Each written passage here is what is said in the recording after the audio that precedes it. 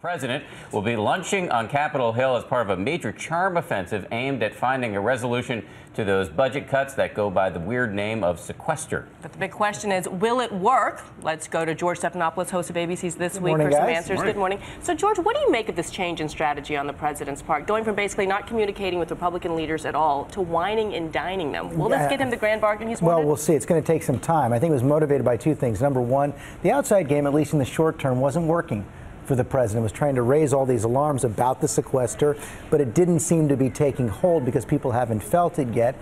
And number two, now that the sequester actually has kicked in, there's no other option but to try to build these relationships and see what can come of it.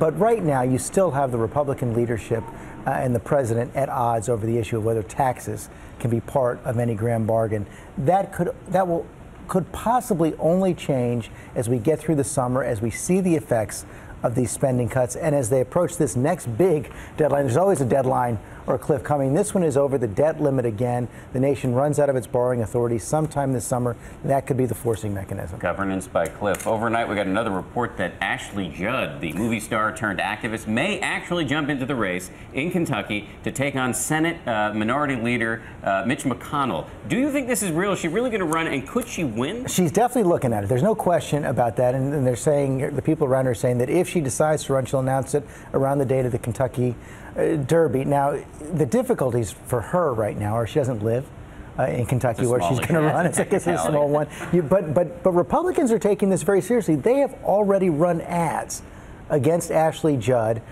in Kentucky, pointing out that she doesn't live there, taking things that she said in the past that might not appeal to Kentucky voters. They take her seriously. They know that any long-term incumbent right now faces the threat of defeat. She's an outsider, that's for sure. So she's taking a hard look at it. Republicans are taking a hard look at it too. We'll know in the next few weeks. And we've seen the transition from Hollywood to Washington before. Should be interesting to watch. All right, George, thank you.